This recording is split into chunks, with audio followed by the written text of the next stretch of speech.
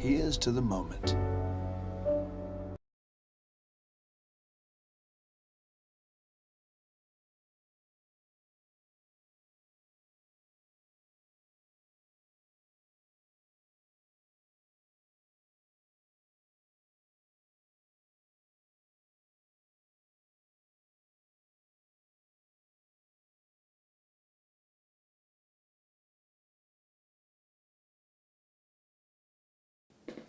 Ahora sí. Buenas tardes amigos de Dream Destinations, bienvenidos a una sesión especial de Aprende Más de SilverSea. Y tenemos un invitado especial que vino desde San Diego. Tenemos aquí a Tim Amm, Senior, es Manager de Expediciones para SilverSea. Welcome Tim, how are you? Very good, thank you. Thanks for having me. Amazing to have a conversation with you about this product that it's amazing. When we see the pictures, the videos, everything, we get excited, and now we have the expert who will show us a little bit more about it. I hope I can expand a little bit on the pictures and an incredible world of expeditions, yeah. Amazing. Bueno, pues vamos a empezar esta sesión, la vamos a hacer en inglés, pero si en algún momento tienen preguntas, las pueden hacer en el chat, los invitamos a que interactúen con nosotros y sobre todo empezamos a conocer qué es lo que nos ofrece SilverSea en el mar en el tema de expediciones.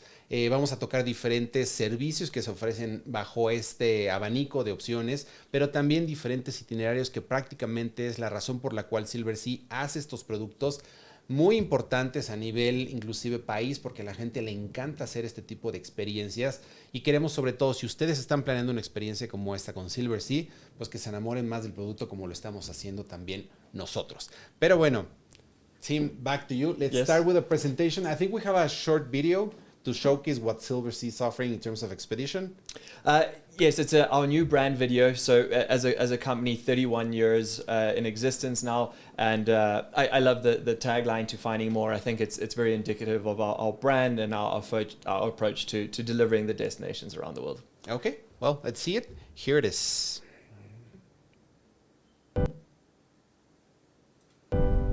Here's to the moment. To ever-changing landscapes. And the once in a lifetime. To breaking new grounds. And having every reason to celebrate. To growing bolder together. To finding more. Well, we're inspired now. We're in the Perfect. right setup. That's the right mindset. Exactly. So let's start talking about what are the hallmarks of the brand, because I think that when we talk about SilverSea, there are, these pillars that make you what you are, and how can we talk to that to our clients? Yeah, absolutely. I think first and foremost, understanding our heritage is an important part of understanding where we are today.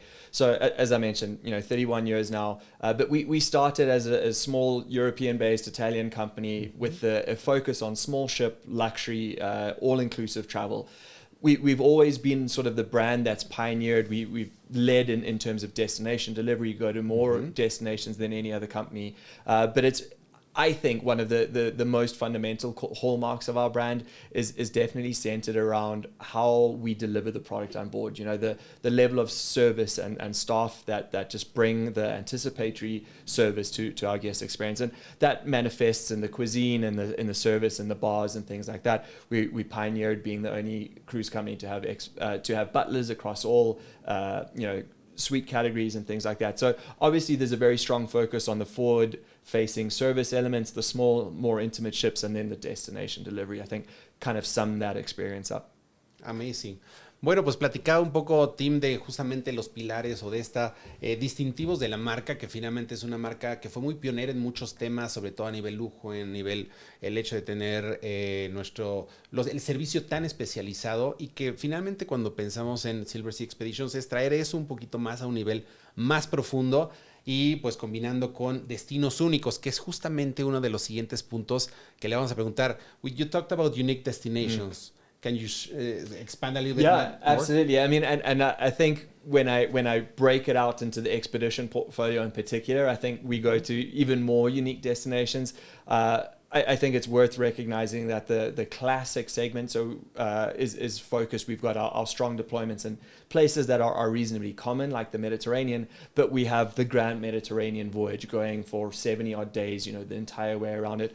We circumnavigate Australia. We have, the British Isles, the Norwegian fjords, all the way up to the Arctic and Antarctic. So we truly do cover the globe, all 7 continents. Okay. And when we talk about the vessels, Yes. where we travel, I Yeah. think that's also one of the key ingredients for Yeah. the combination. Absolutely. Having a beautiful ship, but especially focus on these type of small ports, expeditions, like Yeah. something a bit more focus on details, right? Yeah, absolutely. So when we look at our fleet, I think we break it into sort of the 2 segments.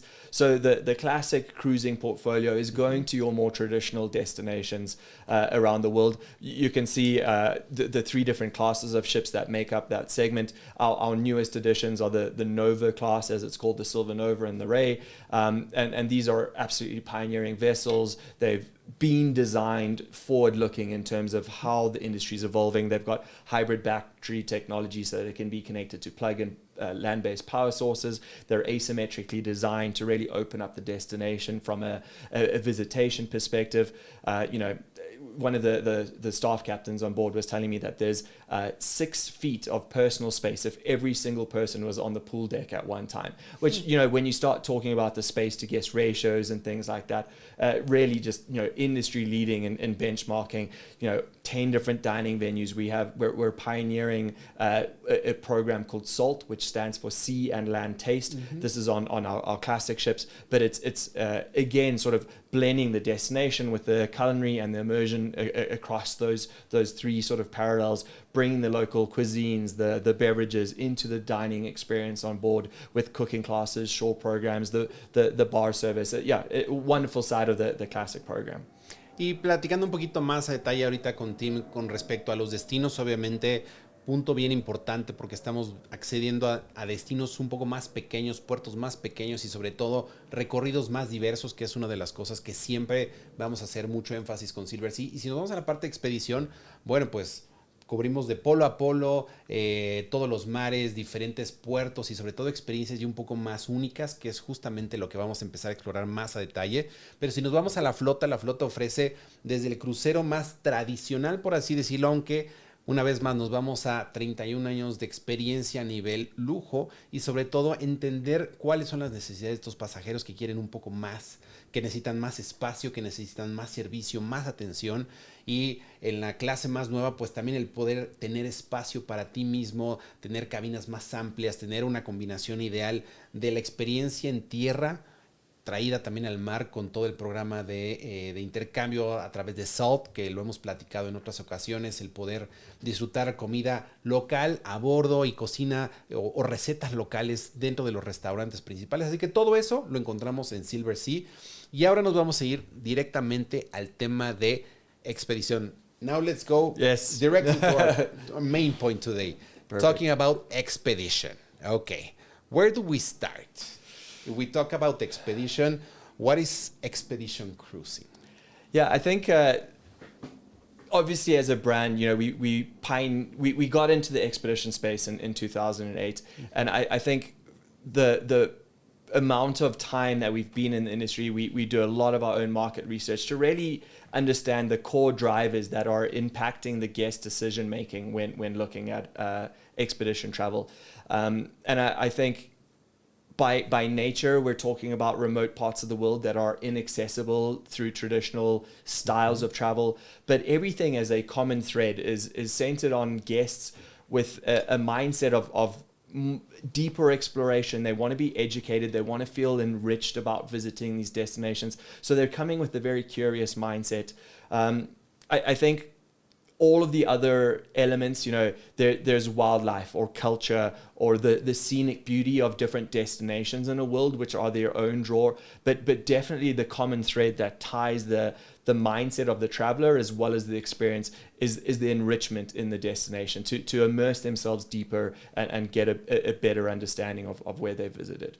Y esto que comenta Tim, la verdad me encanta porque, pues, ¿qué es lo que estamos buscando? Justamente estas personas curiosas, el qué más hay, cómo puedo explorar o conocer estos destinos de una manera más profunda. No solamente desde una visita panorámica, sino bajarme, explorar, ver qué hay detrás de esa montaña, qué más puedo conocer. Entonces, cuando pensamos en expediciones, justamente eso, una mente curiosa, alguien que quiere conocer a profundidad el destino.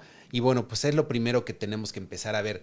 Ahora, we have pillars of what expedition travel is for you. Yeah. Can you talk about that? Of course. And I think what I'll start by saying is, the expedition industry within cruising is considered one of the fastest growing segments. Mm-hmm. So what's important for us is to make sure that we're positioning ourselves so that the consumer knows what to expect.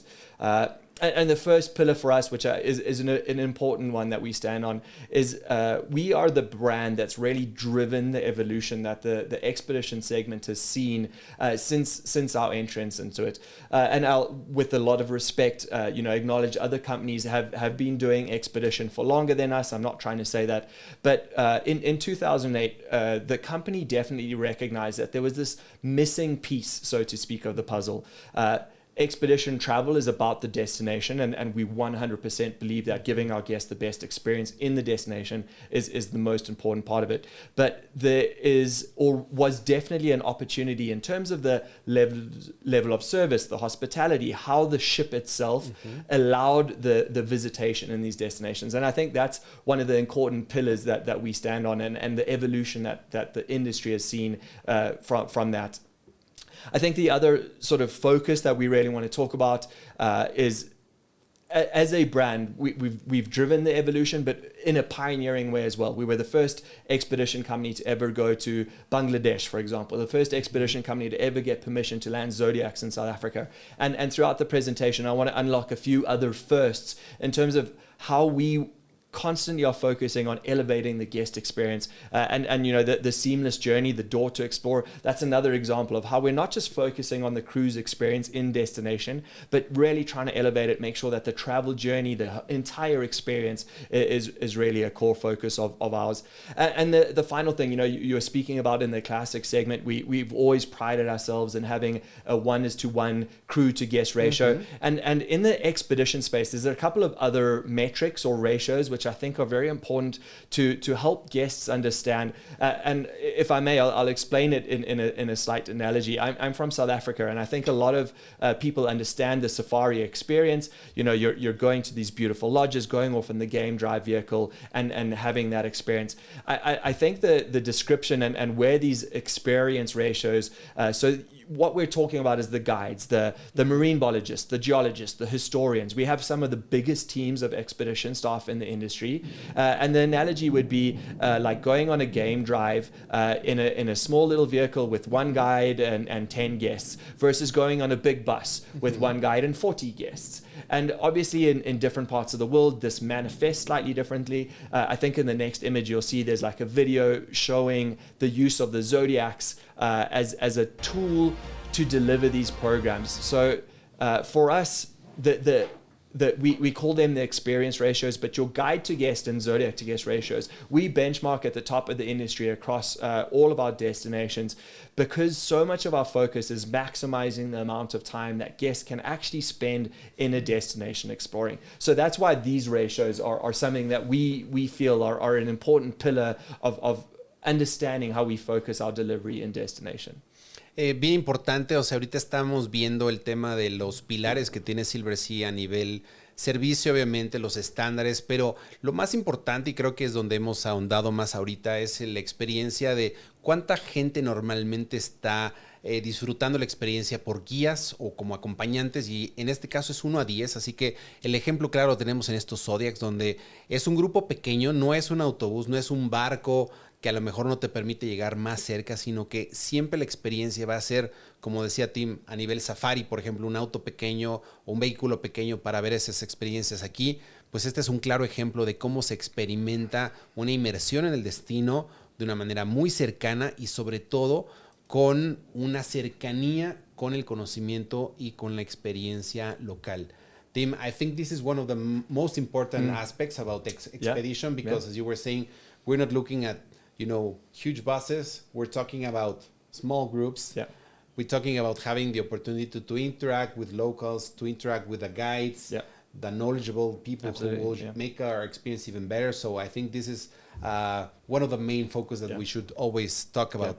And then we go into the adventure part. Yeah. I think that everybody's open to that part of the adventure, but how do you translate that? And I love this because this is, again, it's a bit of a carry on from the evolution of that. I think when we talk about expeditions, some people get a little bit hesitant, like, oh, do I need to hike to the top of the mountain? Exactly. And those experience ratios for us, having more guides than is required, and we can talk about it more, but it allows us to segment our guests, to meet them where they are and allow them to participate as much or as little in the different types of activities that we're offering in a destination. So you can see a couple of images here. There's polar plunging in the colder waters, there's snorkeling in the Galapagos, the cultural elements. We've got a fully inclusive kayaking program, long hikes, short hikes, using the vessel itself for scenic cruising through ice. So there's lots of different types of activities that build an entire expedition program. But I think just understanding that we're trying to maximize the amount of time that we're in a destination, facilitating that for our guests. And one of the questions that would obviously follow in terms of gear. Yes. We might, see that the experience is going to be complicated and I don't have the right gear. Yeah. You already covered for that, right? Absolutely.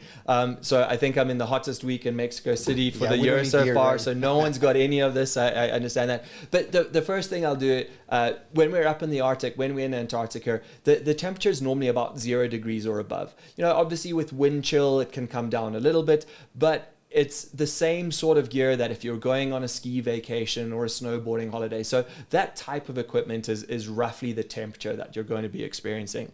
But we recognize, that there's a lot of equipment and you don't want to be traveling with it all of the time. In, every one of our expedition programs, we're providing the sort of splash-proof, waterproof backpack, reusable water bottles. We're obviously trying to manage our environmental impact. We're providing the red parka, which is the waterproof outer shell that you can see here, internal sort of down jacket, warm layer, that 2 different sort of pieces that you can zip off. And then in different parts of the world where we have limitations on luggage allowance and things like that, then we include things like the boots. Otherwise, we provide the services for rental if need be, just that people don't have to travel with all of this equipment if they don't need it. And then your final sort of segment in warm weather destinations, in the Galapagos, we're providing the wetsuits, the mask, the snorkel, the fins, and everything that's needed to expand on these programs. Okay. Bueno, y también bien importante porque pensamos a veces en expedición y quizá pensamos que subir una montaña y agotarnos. No necesariamente tiene que ser así la experiencia. Muchas veces va a ser algo con diferentes niveles de intensidad para que la gente, de acuerdo a su expectativa, a sus gustos, pueda disfrutar experiencias buenas, profundas, a veces un poco más intensas. Y a nivel equipo también hay algunos recorridos que, por ejemplo, van a requerir este tipo de parcas especiales, la ropa contra agua, etcétera. Entonces, es bien importante, muchos de estos recorridos ya lo están incluyendo, solamente a veces por un tema de restricción de equipajes. Hay cosas que van a estar incluidas, otras no, hay que revisar específicamente, pero la idea es que tu experiencia sea la mejor independientemente de tu recorrido, ya sea en Galápagos, ya sea en los polos y demás. Siempre están cubiertas muchas más cosas que quizá en otro tipo de experiencia tú tienes que ver por ello, y al final pues son costos que empiezan a sumar a tu experiencia y no es como que ropa o equipo que vas a utilizar después, a menos que te dediques o te quieras volver un guía de expedición de SilverSea. Bueno, otro punto importante, I like this concept of the rare, the remote, and the remarkable. Yeah. What are we talking about? So, even with just my 4 little ships in the expedition portfolio, we go to all 7 continents. We have such an incredible, diverse portfolio to share with our guests. But to try and center on something that we can talk about with a little bit of depth, the 4 core regions, at least, that we can define, or at least help introduce people to the world of expedition. So we've got the 2 polar destinations on Antarctica and the Arctic, both of them delivered in their relevant summer months, so Northern Hemisphere summer and Southern Hemisphere. The Galapagos for us is a year-round destination. We spoke a little bit about this. It's one of the best ways to introduce people into the style of expedition travel. And then Kimberley is a nice representation of other warm weather destinations, but we transition all the way through French Polynesia and the South Pacific. So Cook Islands, Samoa, Fiji, Vanuatu, Papua New Guinea, Indonesia, that entire region is just a wonderful area to go and explore. And then we've got West Coast of Africa and British Isles and all sorts of other things in between. Y bien importante lo que comentaba ahorita Tim respecto a los destinos que se visitan. Estos van a ser quizá los más populares o digamos que donde se hace más énfasis, aunque se visitan todos los continentes. Siempre la primera experiencia de mucha gente a nivel expedición van a ser las Islas Galápagos. Se puede visitar prácticamente todo el año. Los polos, dependiendo en la temporada en la que sea verano, se van a visitar en diferentes recorridos. Y tenemos otros ejemplos como Kimberley, que también nos mencionaba. Vamos a ver inclusive un poco más detalles de estos recorridos en Australia, y de ahí se va a la Polinesia, etcétera. Hay muchas opciones que nos permiten no solamente ir a los destinos tradicionales, sino a mí una de las razones por las cuales siempre que platico con el equipo de SilverSea, ando en una época en la cual quiero ir más allá, quiero ir un poquito más lejos y quiero explorar más. Y creo que este producto en particular es como el cerillo que hace prender todo lo que puede venir detrás. Así que pues vamos a empezar a explorar un poco más. Let's start talking about the different destinations, right? Yep. I think we got a little video to show you our 26-27 deployment and some of the visual highlights from it. Perfect. Vamos a ver un pequeño video justamente que nos muestra todo lo que viene para la siguiente temporada.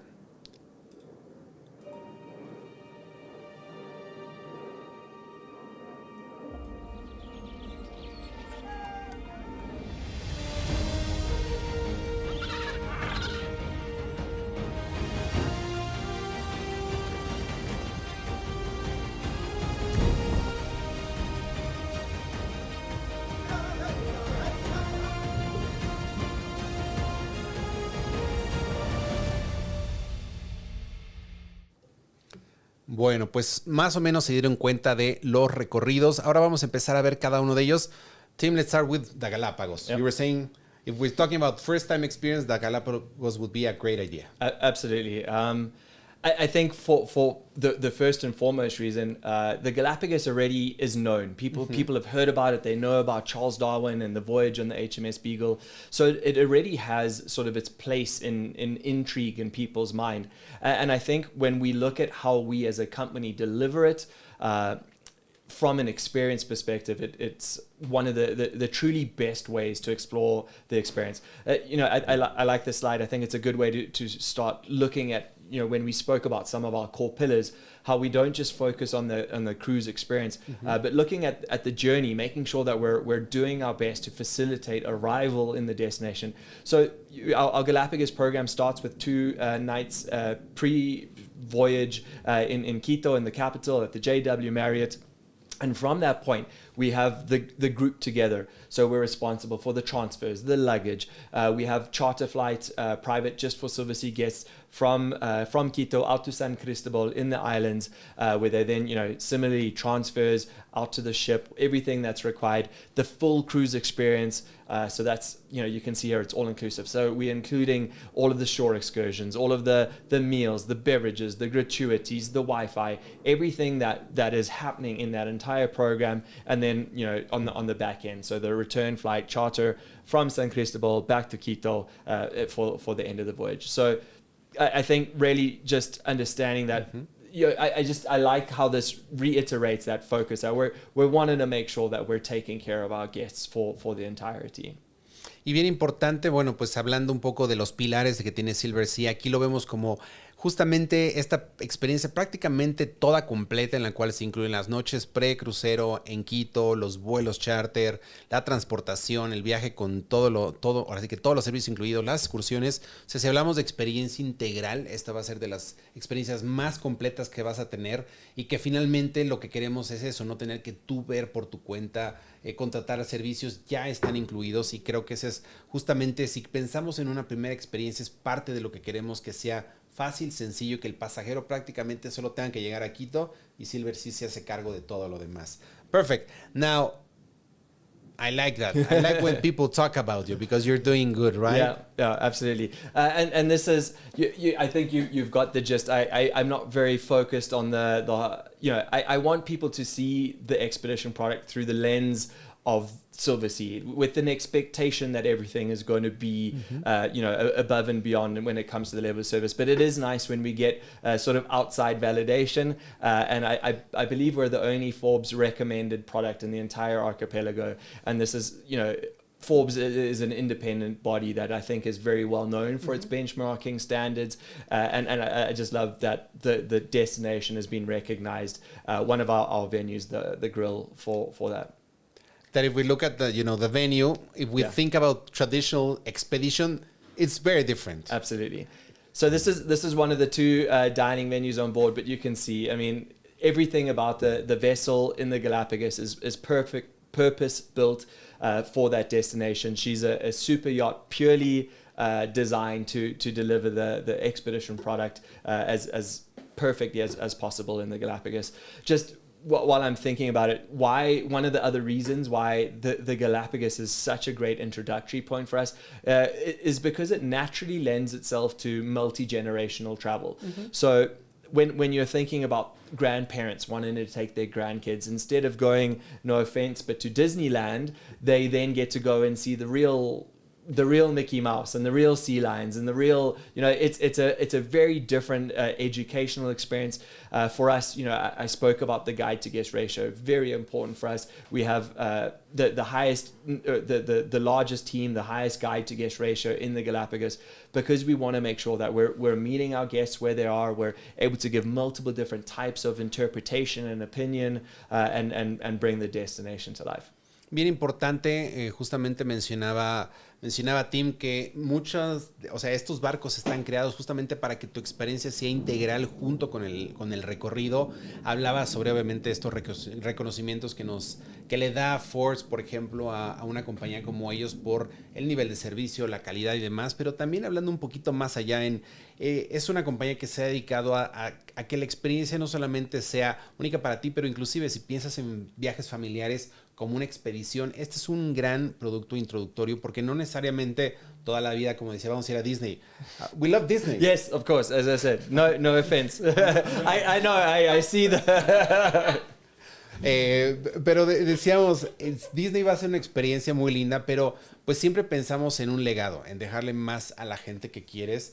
Y muchas veces es ir a explorar qué hay más en el mundo. Yo la razón por la que estoy en el turismo es por mi abuela, porque ella dijo, yo quiero que tú conozcas el mundo. Y me abrió las puertas a una industria que amo y disfruto y que cada día que voy más lejos me gusta más. ¿Okay?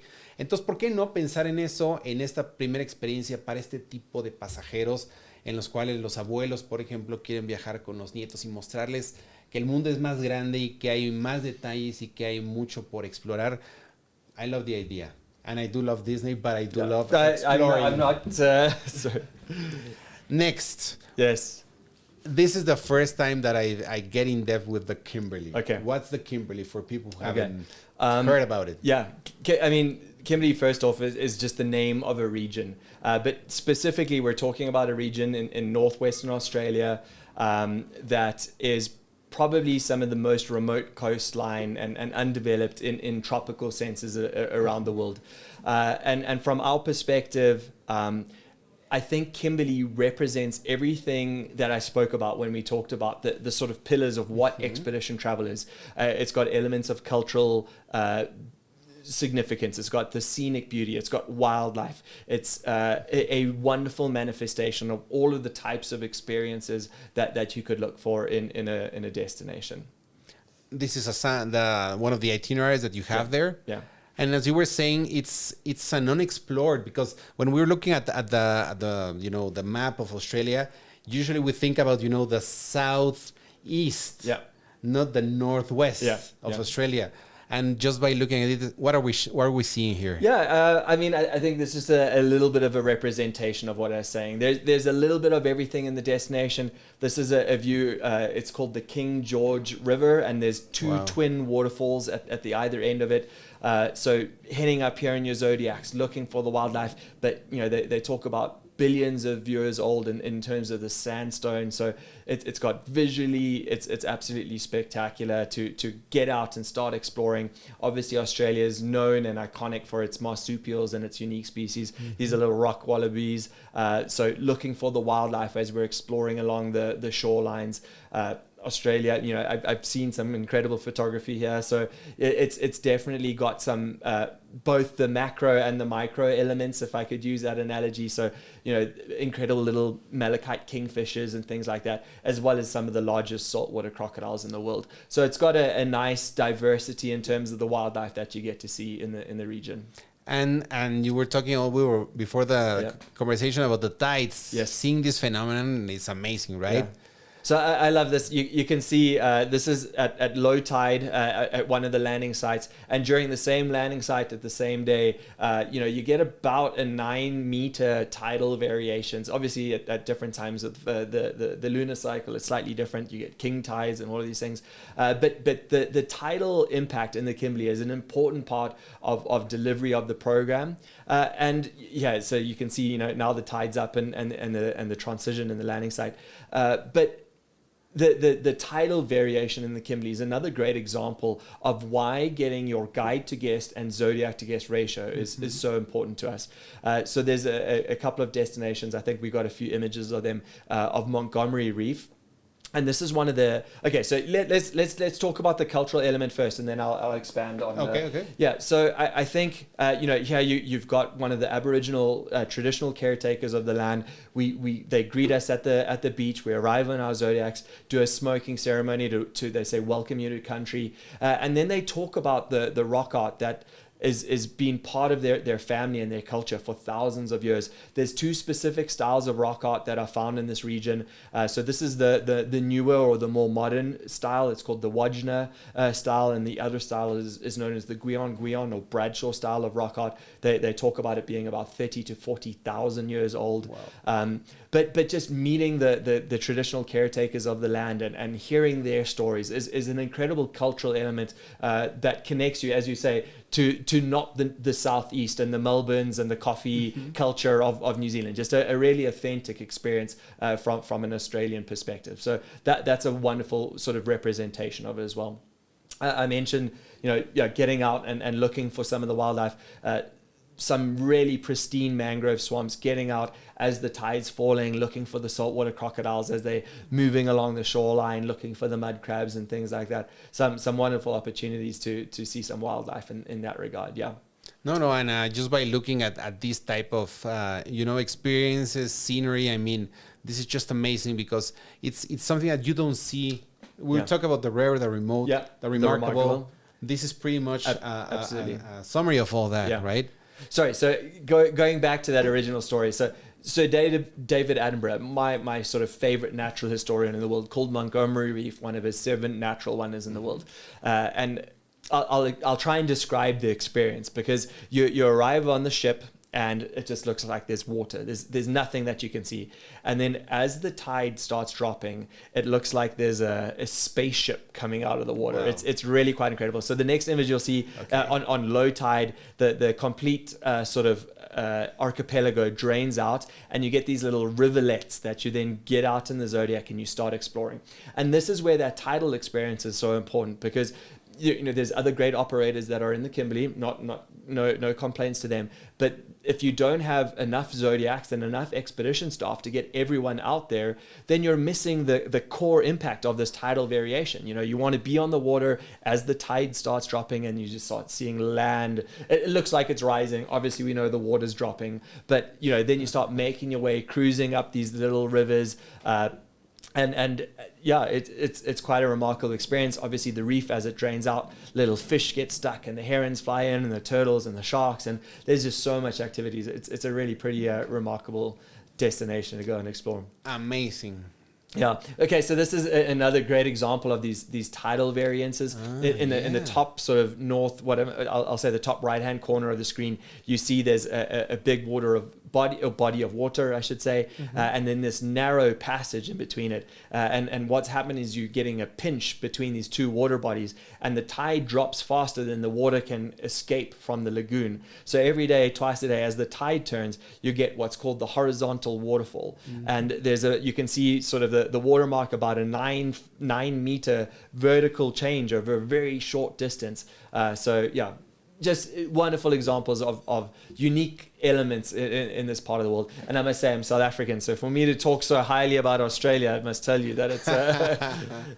No. La verdad estoy impresionado con lo que estamos viendo, que finalmente jamás había pensado de, bueno, voy a ir a hacer un recorrido de expedición para conocer justamente las mareas y el impacto que hay, como parece que las islas surgen de la nada. Bueno, pues no simplemente el cambio de mareas y demás, es mucho de lo que ves aquí en Kimberley, además de la inmersión con la cultura local, con los cuidadores de la tierra, que también habla un poco sobre esta inmersión con las culturas que tienen miles de años viviendo ahí, todo el tema de su pintura y demás. Entonces, este es el tipo de experiencia cuando decimos que es raro, es memorable, es remoto. Y finalmente, normalmente cuando pensamos en Australia, pensamos, pues sí, en el sureste, que es donde está Sydney, Melbourne, etcétera.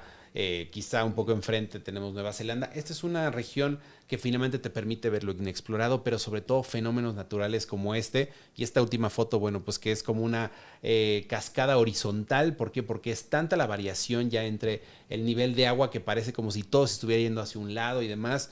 Bueno, pues y la experiencia en un Zodiac jamás va a ser la misma a verla desde afuera, desde un lado. No hay nada mejor que estar en el agua para experimentar esto. We're doing great, right? I think so. Yeah. Next, this is in my bucket list, Okay. the Arctic and Greenland.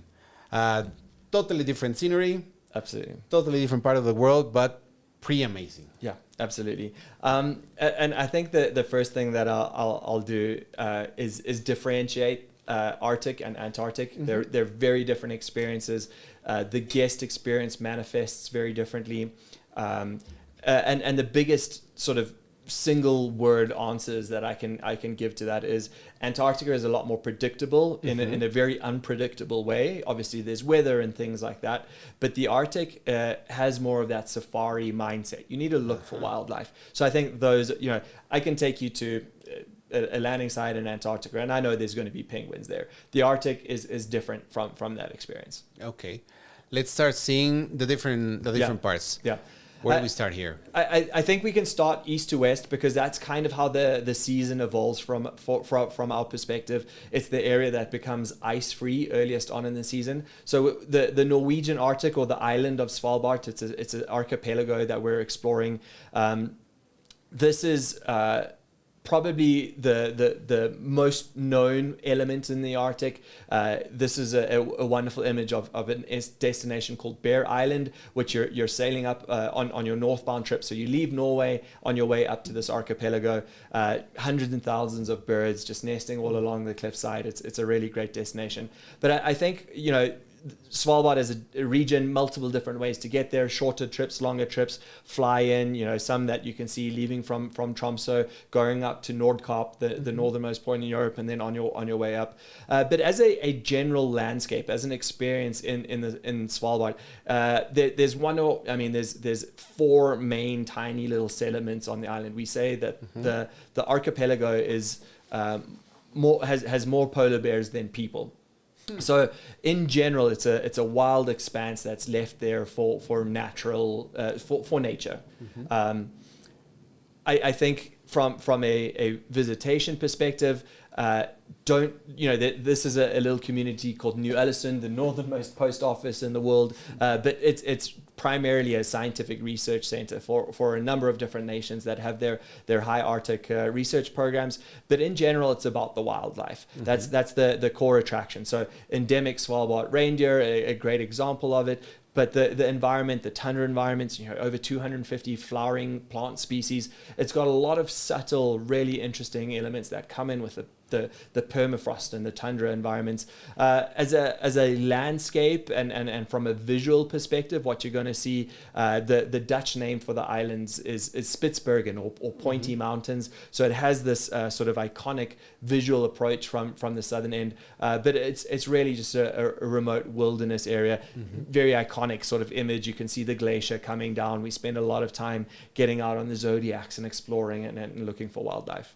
If we talk about glaciers, the northern hemisphere, yes, just tend to have more, right, than in the actually, it's complicated because obviously if you remove Antarctica, then there's more ice, but because there's no land masses. The only ice sheet, as a technicality, is on Greenland, but there are a number of ice caps and things in different parts of the north. I think, again, from a differentiation perspective, the Arctic is a frozen ocean surrounded by land. Antarctica is a continent surrounded by water. So quite different from that positioning as well. Amazing. And obviously, main focus, different types of wildlife, very remote. It's more like, as you were saying, like a safari. Yes. In the northern hemisphere, with all sorts of adapted animals to whatever conditions they have, right? Yeah, 100%, yeah. And you also do most of the expeditions in zodiacs, which is everything, like the best thing to do. Absolutely, right, yeah. So they're our game drive vehicle. They are what are facilitating us access to these. There's no port infrastructure. There's no pier. There's no, everything is done from the Zodiac. They're incredibly versatile, tough platforms to get out and explore. No, which is part of, as we're saying, the experience of doing an expedition, going to where not many people can. Yeah. And having the right equipment, obviously, but then going back to your beautiful ship. Absolutely. And enjoy what SilverSea is known for. Yeah. But yeah, these images are pretty spectacular in terms of the scenery, the wildlife. As you were saying, if we differentiate both Antarctica and then the Arctic, as you were saying, very different concept, even though it might be freezing cold, but still very unique in both ways. Yeah, right? Absolutely. And we have different itineraries, right, where we cover most of the area. Yeah, and I think just I look at the Arctic as three core regions. So the Norwegian that we just spoke about, then Greenland, and then the Canadian Arctic. And each of them represents a little bit differently. Obviously, there's trips that go up and just focus on the west coast of Greenland. About 50-odd thousand people live in Greenland. Pretty much all of them are living on that western, southwestern sort of shoreline. And then trips that go across to the Canadian Arctic and start exploring around there as well. Bueno, justamente estamos viendo como las diferentes regiones que se exploran y Tim hacía una comparación muy interesante porque si hablamos del Ártico, aquí va a ser lugares en los cuales, por ejemplo, la fauna, el relieve de las montañas, de los diferentes escenarios va a ser algo muy cautivante y son 3 regiones principales que se exploran. Mencionamos la parte del norte de Noruega, después nos vamos a Groenlandia y después el norte de Canadá, que también nos encanta. Si nos vamos a este tipo de experiencias, bueno, pues mucha actividad en zodiacs en los cuales podemos explorar la región y la Antártida, aquí va a ser, como decía él, es un continente rodeado por agua, obviamente congelado mucho de ello, y un poco más predecible en el tipo de animales que vamos a ver porque las colonias están ahí establecidas y sí, las condiciones climatológicas pueden ser quizá más adversas, pero es un concepto muy diferente, o sea, no podemos decir qué es mejor o qué es diferente, simplemente cuál es el enfoque. A mí me encanta la parte de ir de safari a buscar, safari fotográfico, para ir a conocer y a buscar diferentes especies. Aparte que me encanta la fotografía, pero pensando en fotografía, pues creo que es un lugar, ambos son lugares ideales para desarrollar este tipo de experiencias. Now back to the images. Yeah, I think the next few images will really just kind of show the cultural side of the Canadian Arctic. It's about these beautiful colored houses and tiny communities. Greenland as a nation isn't really connected by roads, so it's about understanding how important the dogs are because they still have dog teams. That's how they get around in the winter months. They're still very much a part of the cultural and lifestyle there, but also because of that populated area on the west coast of the Canadian Arctic, you tend to see a little bit less in terms of wildlife. So it's got these really strong cultural and scenic elements. This is a great example. This is Ilulissat or Disco Bay, one of the most active calving glaciers in the northern hemisphere. You can see two tiny little people in the image there for scale. This is icebergs on the only real icebergs in the northern hemisphere that have this Antarctic size and feel to it, if that makes sense. Like these truly big tabular icebergs that are coming off the ice sheet there. We don't want to see it, but Titanic destroyer type of icebergs. Absolutely. I hate to say it, but this is where the iceberg that sank the Titanic most probably came from. So, and then you said, about the mountains, the different sceneries. We see that. And why did you want to see this picture? Yeah, so I this is on the Canadian side of the Arctic now. So this is in the region of the Lady Franklin Island. So on the bottom end of Baffin Island, there's a number of different destinations: Akpatok, Monumental, Lady Franklin, and this is again from a wildlife perspective that safari experience. So you can see a couple of zodiacs dotted in the distance, exploring the shoreline, looking for the wildlife that we hope to see. Obviously, in this region, strong focus on looking for polar bears, and there's slightly different regulations in terms of how close you can approach. We're obviously a responsible operator and are abiding by all the rules and regulations in terms of how close you can get to wildlife, but different sort of focuses across those three core regions. Amazing.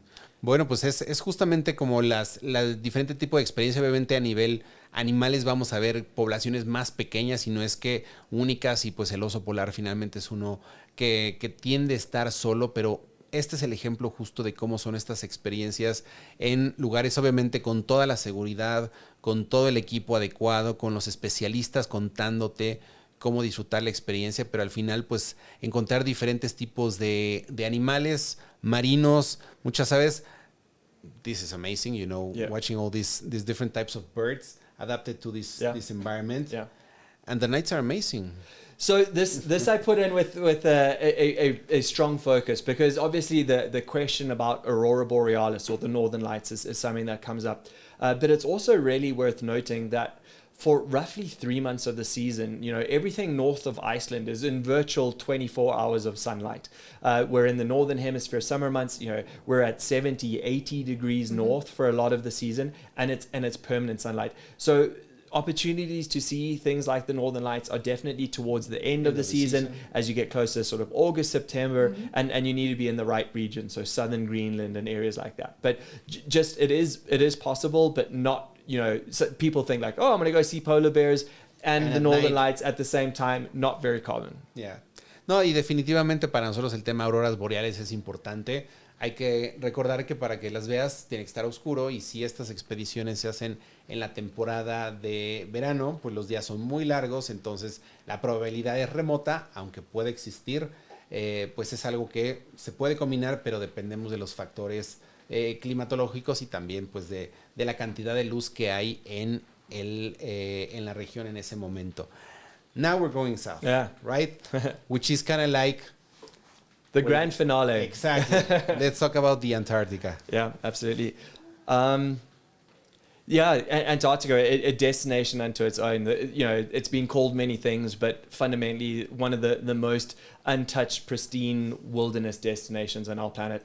I spoke about how we've had this pioneering spirit, and I think our Antarctic program is really a great representation of how we're constantly looking to evolve our program. So I think that the first thing that I'll start and point out is we operate all of our Antarctic program out of Chile.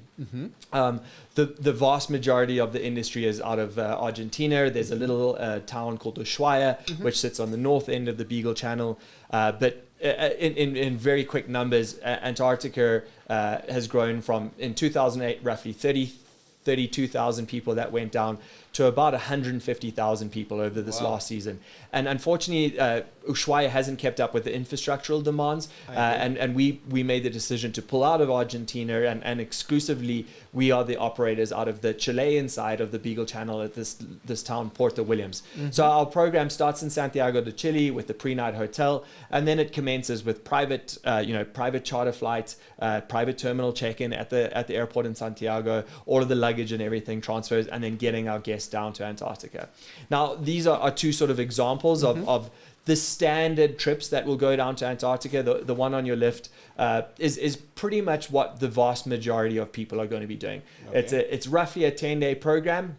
sailing from the southern tip of South America, 2 days at sea across the Drake Passage, then 6 days in the continent exploring the islands and things like that, and then 2 days northbound sailing. So that's the standard 10-day program. We're often asked, like, do you have trips that go south of the Antarctic Circle? They do exist. We typically add two days onto the program just to make sure that we're not sailing all the way down and then have no time to do anything. So look for those trips if you're specifically interested in it. They're typically a little bit later on in the season as the sea ice starts melting. You have more access to some of the landing sites a little bit further south.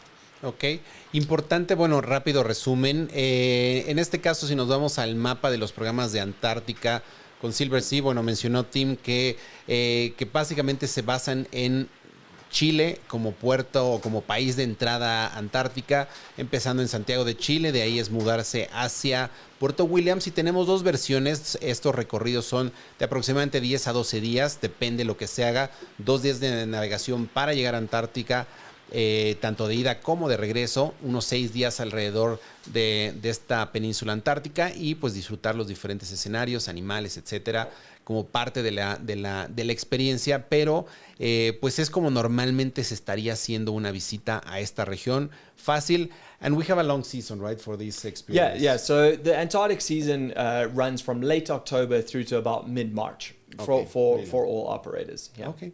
Now we go in depth. Yeah. This is what we're going to find in Antarctica, right? A lot of Hopefully. ice. But these guys. Yeah. So I love this image, obviously very cute. But I also use this to, you know, one of the questions that I get asked a lot is to help understand people. They always go, what's the best time to go? You know, how long is a piece of string? Now. You know, now, whenever you can, whenever you have the opportunity. But the difference in Antarctica is centered around understanding that we're operating in the summer months, which means everything that's trying to reproduce down in Antarctica is trying to cram it in to that period from October through to March. So penguins mate for life. They come ashore. They haven't seen each other for 8 months. So it's the courtship behavior, mating. Then they build. You can see the little stone nests in the background, stealing rocks from each other. Then sort of, let's say, end of November, beginning of December, the first eggs are being laid. Then towards the end of December, the chicks start hatching, and you know the parents are feeding them and really curious. This is probably about January or February. The chicks start getting a little bit bigger and more active. They start running around the landing sites. So there's always, you know, different periods of interest to find in the season. But from a visual impact, it's always ice and snow and glaciated. So it's just different sort of segments in their breeding cycle. But yeah, this is one of the 3 species that you see in Antarctica. This is the Gentoo, the chinstrap, which I think is the next image, with its nice little, very easily named and easy to remember. And then my favorite, so these all form the brushtail penguins. This is the Delhi, and the Delhi, they're like little feisty, fun guys. They're my favorite. But so those are the 3 main penguin species that you're likely to see down in Antarctica. There's 3 main seal species that you're likely to see. You know, 3 main whale species that you're likely to see. I think it's called Moore's law, which sort of says the further you go from the equator, the diversity decreases, but the abundance increases. So you don't see that many different species, but you see them in thousands or you know, big numbers. Okay. And I believe these guys are trying to eat the penguins. Absolutely. That's you see the cycle of life, the hard cycle of life there. But yeah, you know, it's pretty amazing how you can get to see in a very close, environment to what you were expecting, you know. Yeah. And this is what I like about, you know, zodiacs. You can get closer, obviously, without you know, not violating their own space. Yeah. But getting close to this type of sceneries, species, I mean, you need to bring a camera, have to bring a lot of energy. And what I like about this is that not only zodiacs, you can do kayaking, right? Absolutely. And I think this is another sort of important differentiator for us. You know, this is an inclusive program for us. On other operators, they're going to sell these sorts of experiences for like thousands of dollars on occasion. So, you know, I think we were speaking about it a little bit earlier. What is really important for me is the value proposition and how we present our product, and having all of these flights included and the programs on top of the shipboard quality is an important part for me. Yeah. Amazing. And then we have extensions, for example, to South Georgia, Yeah. which is also known for their wildlife, right? Yeah, absolutely. So first stops typically go out to the Falkland Islands. This is in the Western Falklands that you're seeing. A couple of unique species of wildlife that you're going to see there and nowhere else. You're not going to see them down in Antarctica. But South Georgia in its own place, if you speak to pretty much most of the guides that have been down in this region, they're going to say it's one of their favorite wildlife destinations in the world. This is out in the Western Falklands. The next slide, you've got rockhopper penguins, and just being able to sit on the cliff edge as these guys come and jump up to their nesting sites, really quite incredible. Same with this. This is your black-browed albatross. Yeah, I love the albatross. 2 meter wingspan, and you're it's sitting. the biggest bird, I think, right? In not terms of wingspan? these ones, but Okay. the one of their relatives, the wandering albatross. I love these animals are amazing. Just watching them flying in couples. Yeah. Like the sync with them. amazing, Amazing. that's absolutely spectacular. Yeah, and then we get out to the island of South Georgia. This is the only sort of community, so to speak. There's a couple of scientists that live there with the British Antarctic Station, but this is a great representation. You can see some remains from the whaling history. Obviously, an important part of it's a historical element, but this is also the site where Sir Ernest Shackleton is buried, who's a famous English explorer known for the story of the Endurance, where his ship got stuck in the ice, and this is where the replica of his vessel, the James Caird, is. So great opportunities from that perspective. But the true, in my opinion at least, the true main draw to the islands is the wildlife. Some locations have thousands of king penguins. Some have tens of thousands of penguins, and some of them have hundreds of thousands of king penguins. It really is quite an incredible sort of landscape, scenic wise. We spoke about all of these unique elements that it brings forward. Amazing. Bueno, pues esta extensión a esta isla de South Georgia, bueno, pues es prácticamente para el que quiere ver especies como estas, el pingüino, el rey, los albatros, todo tipo de, inclusive también algunos animales mamíferos marinos. Y es justamente otro de los highlights que tenemos en esta región. Entonces va a haber ese tipo de extensiones, no solamente el hacer la navegación y estar en Antártica, sino también esta extensión que inclusive algunos tocan estas islas, las Malvinas, ¿no? También otra de las regiones que tienes mucha fauna y también históricamente importantes que tenemos en esa región. And this is very important, right? Because maybe we're not that fond of the high tides and the waves and all that. What is the Antarctica fly cruise? Yeah. So fly cruise, you can see, is starting on King George Island. That's where our cruise experience starts. So this program's really designed for two main types of people. You're still getting the full 6-day experience in Antarctica, but the first group of people are those that just don't have the luxury of time. Typically during the busy holiday season, some people just don't have the 2 or 3 weeks to get away. So this eliminates the 2-day sailing north and south across the Drake Passage and turns it into a 1 hour and 20-minute flight. So you're landing in King George Island in Antarctica, and you still get that full 6-day experience. So it's kind of like condensing the experience into a unique package for people. And then the other group of people that this really appeals to are those that are quite prone or sensitive to motion sickness. Okay.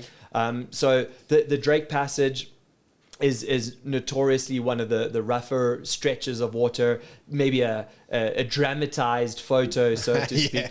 Obviously, it has huge draws, and I love this image because it really is a spectacular rite of passage. But the main essence is we recognize that people are very sensitive to motion sometimes, and we wanted to be able to facilitate the flight in. So it's these purpose-built and designed aircraft, high fixed wings, and they're literally flying in. We've upgraded the runway infrastructure on King George Island to help facilitate this program for us. But you're landing on the gravel runway. You've been kitted out and all of your equipment, your parka, your waterproof pants, your boots. And the first thing you do from getting off the plane is basically getting on a Zodiac. So it's just a really in-depth way to drop you into the destination. And you were saying it's an hour and... hour and 20-minute flight, one direction. Hour and 20-minute flight. Yeah. Ok. Bueno, pues esta opción del el volar hacia Antártica, para la gente que tiene poco tiempo, es uno de los principales motivos, el tomar, en lugar de cruzar 2 días de ida y 2 de regreso, es una opción en la cual en hora 20 estás aterrizando en Antártica, disfrutando de tus 6 días de navegación. Literalmente te bajas y te subes al Zodiac. Y también para gente que a lo mejor tiene un poco de temor del mareo, ¿no? Que también es, o sea, ahorita mostramos una imagen del pasaje Drake que puede ser a lo mejor para algunos un poco intenso. A mí me emociona porque finalmente es el choque de los océanos y la marea y demás. Quizá para algunos no es tan emocionante, entonces alternativas hay para poder experimentar, ya sea navegando o volando y hacer tu recorrido en ya después de 6 días en la Antártica. And this is new. Yes. Okay, amazing. What's the cormorant? So the cormorant, as I see a photo in your studio, is the name of a bird. But the cormorant at 55 South is the very first hotel that we as a company, as a brand, have ever embarked on building. It sits in Puerto Williams on the Chilean side, and this hotel is purely, again, looking at our core pillars to help improve the guest journey and proving our innovation in the space. So this hotel is only opening in January this year, so just some renderings at the moment, but you can see, the inclusions of the stones, the wood, the natural sort of palette. The southernmost hotel in the world at 55 degrees south, and this is exclusively for our guests to be able to participate in that fly cruise program. How long do the programs, how many nights do you So spend here? they'll spend one pre-night and one post-night after the fly cruise program. Amazing. So the huge benefit for us from a guest experience. Sorry, let me just explain this image. This was one of the first images that came out when we announced the hotel last year, and you can see some horses just on the shoreline there. Uh-huh. And I was like, I went hiking on Ilha de Navarino a few years ago, and if you go to the next image, this is actually my own photo, but this is the real deal. This is right where the hotel is going to be, where the horses actually exist, which I thought was a fun inclusion. Exactly. Really? No, Yeah. they are there. Yeah, they're there. But this is where the hotel is going to be, looking north onto the Argentinian side of the Beagle Channel. Amazing. But the huge benefit for us is the contraction of the guest journey, and I'll explain. We're up until this hotel opens, we're flying out of Punta Arenas. Mm-hmm. The distance between the airport and the hotels is about 45 minutes. We're split over 3 different hotels. So this now just really elevates that journey. It condenses what was about a 5-hour operation from time of getting notification to get to pick up everyone from the hotels, getting to the airport, down to about a 3-hour. And that makes a huge difference for us in terms of the ability to execute efficiently on the fly cruise program. Amazing. Yeah. And as you were saying, you get one night there. You start, getting engaged of the destination. We do all the experience. briefings, we provide all the gear, you're immersing yourself into the destination, absolutely. And then whatever program you take is kind of like one of the highlights now of starting a great experience with SilverSea in the Antarctica. And we have a video to end this conversation, Absolutely. right? Yep. Okay, let's watch it. Espero que se emocionen como nosotros porque podríamos seguir hablando, pero tenemos más cosas que hacer el día de hoy. Pero vean esto.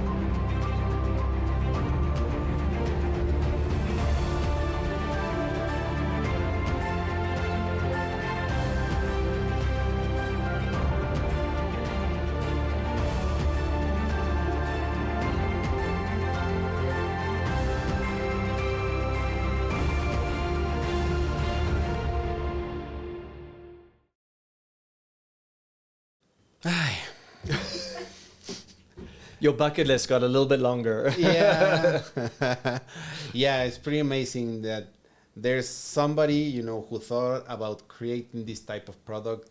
It's not only growing, it's developing even better. Yeah. It's watching for the whole client experience. Yep. And it's available for us now. Yeah. Not, Yeah. we don't think we As have to of think about January this year, that's when the hotel opens up. But yes, Exactly. yeah. No. But I mean, it's decades of working Yeah, to get to this point. absolutely. Amazing. A lot of evolution. Well, now we just have to finish with a little bit of tech facts or talking about, you know, what type of client we're talking to when we think about the expedition. Yeah. According to your view, Yeah. what would be our main target right now? You know, I think we spoke a little bit about how the Galapagos is a good gateway into this experience. But I really do like the analogy of safari because I think that starts talking to the mindset. If guests have wanted to go to Africa or go see the gorillas or Sri Lanka or any of these types of destinations, but you know, we're speaking about this before we started recording. I think the wonderful thing about the expedition product is it's taking you to destinations that you can't get to in any other way. So if someone has the desire to go to these places, expedition travel is the way that's going to facilitate it. It appeals as much to the person who's, I never want to go on a cruise ship in my life, but I want to go there, to the person who's been on 100 different cruises around the world and they're looking for somewhere new and somewhere interesting and exciting to go. So there's many different mindsets of the clientele that look for this product. We, you know, from a marketing and sales perspective, know that obviously it's typically coming from affluent families with a degree. You know, that education mindset of enrichment is an important part of it. They're typically quite well traveled and have been to many other destinations around the world.